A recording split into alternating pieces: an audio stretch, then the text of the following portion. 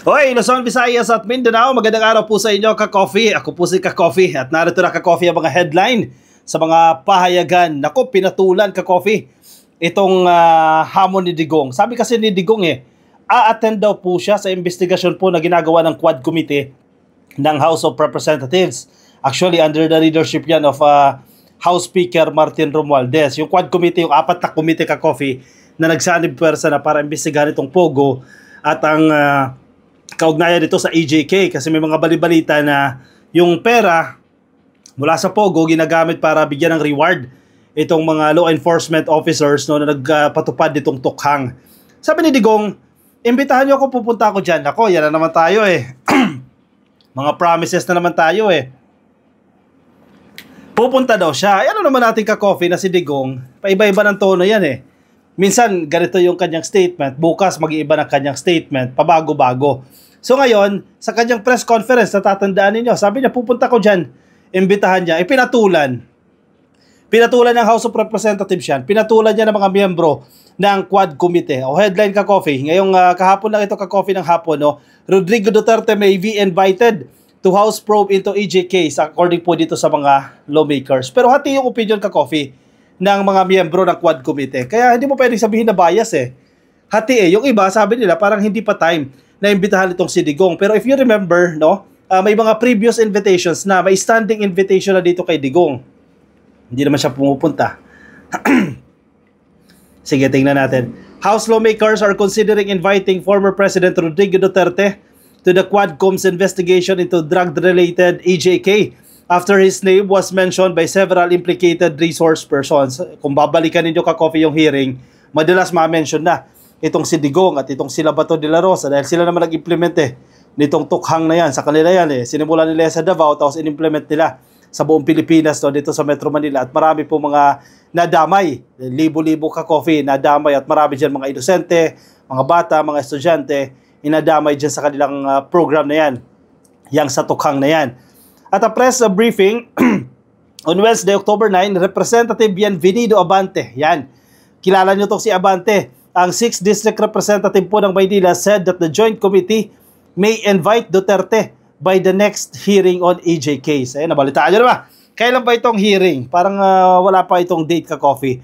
O imbitahan. Tingnan natin, Ka-Coffee, kung tutupad si Digong sa kanyang pangako. Kasi dapat manindigan siya dyan Hindi yung tuwing press con, sasabihin niya ganyan. Tapos pag nandiyan na ito toong buhay, hindi na ito magpapakita. Unfair naman yan, Ka-Coffee, Tingnan natin. At ang sabi niya, dapat daw itong mga mambabatas magtanong po ng intelligent questions.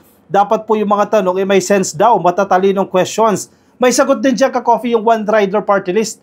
Itong si Attorney Gutierrez, Representative Gutierrez, may sagot din siya dyan. Pinatulan din siya dyan sa sinasabi ni Digong na dapat ang itatanong nila intelligent questions. Amaya, discuss din natin yan. Abante, who co-chairs the House Quadcom, expressed his appreciation for Duterte's openness to attend. Nako! Wag agad umasa, Abante. Congressman Abante, wag agad umasa. Kasi kilala na natin itong si Digong.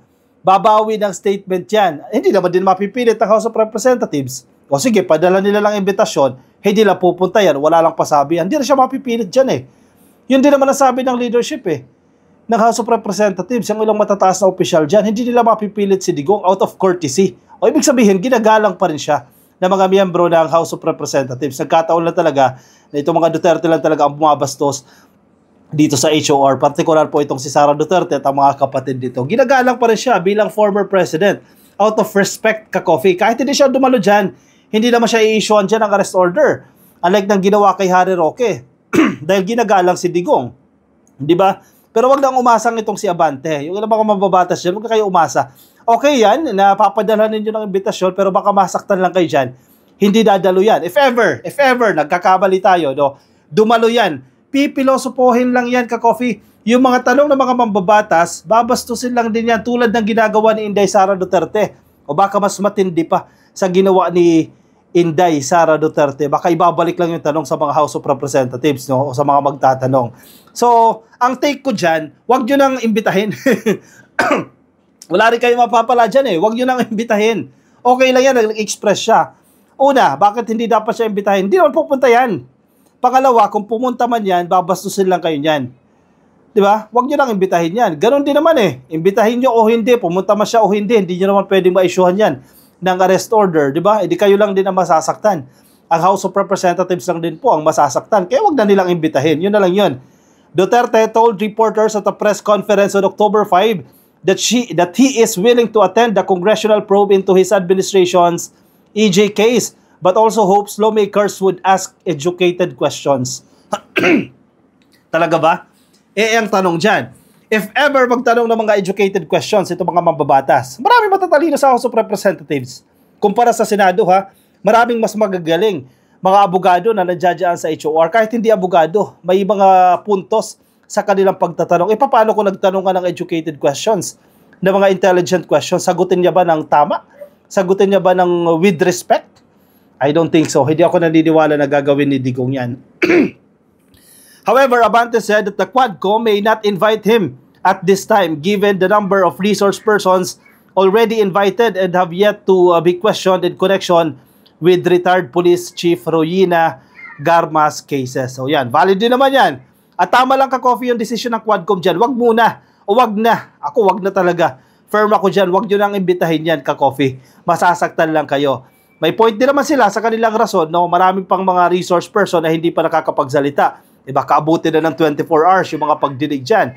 In fact, nangahaba na ng mga investigasyon dyan eh. 7 hours, 10 hours, minsan mas mahaba pa yung ginagawa mga investigasyon dyan. Kasi sa dami nang nagtatanong eh. Meanwhile, Representative Dan Fernandez ng Santa Rosa, Lone District, another co-chair of the Quadcom, clarified to Philstar.com that the House Mega Panel's investigation is a continuing invitation for Duterte. Exactly. May existing na invitation na sa kanya ka-coffee. Actually, kung interested lang yan si Digong, total, nandiyan pa naman yung investigasyon na yan, presenta niya yung sarili niya, di ba? Fernandez explained that having the former president attend one of the hearings would give him the opportunity to shed light on many issues surrounding extrajudicial killings and to defend himself against the allegations made by victims of drug war. Tama. Para hindi nila lagi sinasabi na one-sided ka-coffee itong pagdinig na yan. Kasi yan naman lagi nilang yan naman lagi nilang sinasabi na mga DDS ng kampo ni Digong ginagamit lang ng House of Representatives, ginagamit lang nila Romualdez yung kanilang resources para daw idiin itong mga Duterte para sirain daw po yung legasiya o papangitin daw po, pabahuin ang pangalan ng mga Duterte. Ginagamit daw po yung investigasyon na yan. O look the other way around, di ba? Opportunity nyo yan to clarify your names. Kung mga nai-implicate kayo dyan, actually medyo malaki-laki yung ebidensya na hawak nila dito sa kaso ni Garma no? Naku, madidiin dyan ka-coffee. Itong administrasyon talaga ni Digong, di ba? Yung mga pinatsugi sila dyan. Naku, mahirap-hirap yan ka-coffee, no? So dapat dumalo, pero wag nyo lang i-try na dumalo. Kung kakasuhan ninyo yan sa totoong korte nyo nakasuhan, wag na dyan sa House of Representatives. Kasi actually, isa naman talaga sa implications, hindi naman purpose, no? Ang main purpose ng mga investigasyon ng Kongreso, no? Both houses yan, House of Representatives at ang Senado. Ang main purpose yan, in aid of legislation. Bagamat yan talaga ang layunin yan, masisira ka dyan. Lalo na kung ngayon kandidato ka, ipatawag ka na resource person, kung mapapahiya ka, o hindi maraming hindi boboto sa'yo, di ba, malalaglag ka. Nating to lose ba si Digong? I think nating to lose siya.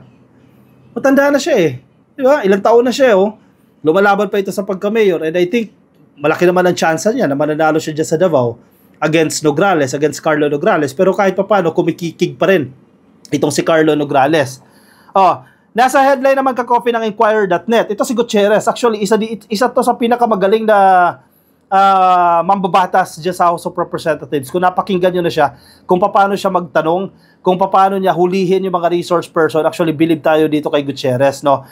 Gutierrez tells Duterte, Quadcom members ask educated questions. Exactly. May mga mangilan-ngilan lang dyan na sabaw. May mga nakalusot. Hindi naman lahat talaga mahuhusay ka-coffee na miyembro ng committee na yan, ka-coffee. And even sa Senate, and even sa ibang committee ng both houses. So, hindi naman lahat yan magagaling. Yung iba dyan swinerte lang din. Pero itong si Gutierrez, isa to sa nagtatanong ng mga educated questions. Ganon din po yung isang taga Batangas. Ano pangalan nun? Yung babaeng abogado, Luistro. Napakahusay din ng babaeng yon magtanong. Diba? Gigisahin ka talaga. So, kung usapin ng educated questions, marami dyan sa House of Representatives Ang nagtatanong na maayos na tanong. Valid questions.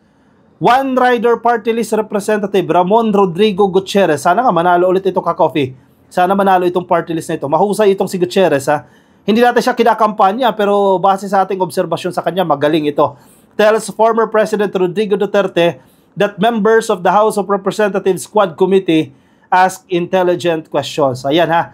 Digong, sinasabi dito ni Gutierrez, no, nagtatanong kami ng intelligent questions. So baka minamaliit mo kami dyan. Ikaw lang ba ang matalino? Kami din kaya namin magtanong ng intelligent questions. And sana intelligent answers din ang ibibigay dyan. Di ba? Hindi yung pilosopo yung isasagot mo tulad ng mga sagot ni Inday Sara Duterte. Kasi unfair yan. Nagtanong ng intelligent questions, ang sagot hindi naman intelligent. Tulad ng ginagawa ni Inday Sara. Di ba? Unfair naman yan sa mga mambabatas. His statement comes amid hints from the former leader that he might attend future hearings. In a briefing on Thursday at the Batasang Pambansa Complex, Gutierrez was asked about Duterte's statements after filing his certificate of candidacy for Davao City Mayor. The former president had said he is willing to appear at the Quad Committee if invited. Sabi po ni Gutierrez, naniniwala siya Duterte is not yet directly linked. Not yet directly linked. Hindi pa. Ka-coffee, hindi pa siya directly linked dito sa mga topics na kanilang iniimbestigahan. Iniimbestigahan po ng Quad Committee. Despite his name being mentioned several times, particularly in discussing EJ case o alleged EJ case. May punto naman si Gutierrez dyan. Hindi pa. Pero hindi ibig sabihin na hindi siya connected. Magkaiba yan, ka-coffee.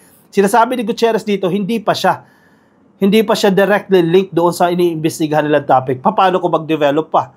Diba? Ilang investigasyon pa ang gagawin dyan at mag-develop yung investigasyon na yan at totally lumabas na talaga ang pangalan niya dyan. Diba? Yun, dapat ipatawag niya na yan. Pero isang malaking tanong, dadalo ba? Hindi ako naniniwala doon sa press code niya na dadalo siya. I would like to think maybe this is not being biased, but I would like to think that the questions of our co-members in the committee are educated, sabi po ni Gutierrez. I must agree. Totoo yan. Well, I think it would be very important when the time is right. That is why I really welcome the forthrightness and eagerness to attend. Hindi totoo yun. Hindi totoo na atin dyan, ka-coffee. Although the name Duterte has been mentioned every now and then, if you see, he seems to be far away from it. He was just mentioned from the bottom level straight up to the top, the lawmaker observed. Oy, kumakambyo, ka-coffee. Naiintindihan naman natin yan, ka-coffee. Naiintindihan natin yan. Mga neophyte yan eh. May mga matatagal na dyan sa House of Representatives. Siyempre, nananansya din yan. Malaking kalaban din si Digong. Hindi nila basta-basta pwedeng banggain yan. And baka yun din ang utos ng principal nila. O sige, control kayo dyan. O, iba na lang, wag na si Digong. Posible na may mga ganyang instructions. Ayan ay mga possibilities lang ang binibigay natin, ka-coffee. Hindi ka pwede bira ng bira dyan ang wala ka ebidensya. Alam mo kung bakit? Kasi kapag pagtulungan ka, pagtulungan ka ng kampo ni Digong, yari ka. Tingnan mo ginawa nila kay Stella Kimbo ng Marikina. No, di ba? Yung kumukontra sa budget ng Office of the Vice President, anong ginawa nila? Yung mga miyembro ng House of Representatives, inisa-isa nila, screenshot ng mga mamahalin nilang jewelries, mamahalin nila mga bag, at kung ano-ano pa. Hinilera nila yan, ito, bag ni ganyan, bag ni Stella, ganito, iba-ibang klase ng bag, nilagyan ng presyo. Demolition job yan. Para kay Stella Kimbo, affected ang mga botante ng Marikina dyan. Makaka-affected. Tumatakbo yan sa pagka-mayor. Si Stella Kimbo. So feeling ko, itong mga ganitong statement, hindi lang si Gutierrez at iba pang mga miyembro ng House of Representatives, tinatansya din nila. Again, remember, ka-coffee, politics yan. Politics yan. Tinatansya nila si Digong. At kung ano yung kayang gawin ng kampo ni Digong. So, antabay na lang tayo dito, ka-coffee, kung ano mangyayari dyan. Pero ako, naniniwala din naman ako sa kanilang argumento na as of the moment, hindi pa siya directly involved doon sa mga topic. But darating yung punto na magiging involved na siya at dapat ipatawag na siya dyan sa investigasyon na yan ng Quad Committee. Kung ka-coffee, naniniwala sila sa sincerity ni Digong. Pero ako, I am very confident. Wow! Very confident, ka-coffee. Hindi dadalo yan. Una, yung physical health niya lang, ka-coffee. Siyempre, kung consider niya pa yan. Parang si Kibuloy yan eh. Ang style niya ni Kibuloy nung inimbestigahan siya ng House of Representatives at ng Senado, sagutin ninyo yung pamasahe ko. Oh, simula Davao, papunta dito sa Maynila. Gusto niya pa 5-star accommodation, pagkain, plated, o lahat. Parehas ang Caracas si Kibuloy at si Digong. Kung ano yung request ni Kibuloy, malamang sa malamang, yun din ang request ni Digong. And required ba siya? May mangyayari ba kung hindi siya dumalo? Wala, ka-coffee. Makakapag-issue ba ng arrest order? Definitely hindi. Hindi gagawin yan ng House of Representatives. Lalo pa ngayon, mag-eleksyon. Papaalis yung mga yan, mga mambabata sa lower house. Sa Senate, mag-aatubuli ba sila na imbitahan itong si Digong? Definitely hindi nila gagawin yan. Ilan lang naman ang matapang dyan. Grupo lang nila Risa Ontiveros. Marami dyan, mga pro-Duterte pa. So, korte na lang. Sana sa korte na lang. Kung hindi kaya ng korte ng Pilipinas, dahil nananansya pa rin sila, ICC na lang ang pag-asa. International Criminal Court na lang ang pag-asa para managot itong si Digong. Sa tingin ko, ka-coffee ha, yung ibang options, malabo na. Real talk lang ito, ka-coffee. Real talk lang. Yan ang politics dito sa Pilipinas and actually we have to accept that. Yan yung realidad natin, no? Kung gusto nyo managot si Digong, ICC na lang idaan ninyo. Kasi until na, wala namang fina-file na matibay-tibay na kaso sa korte, no? Quad committee, investigasyon, pero makukulong ba siya dyan? Kaya ba siyang issuehan ng arrest order? Definitely hindi. So, ICC na lang, ka-coffee, yung medyo matibay-tibay dyan.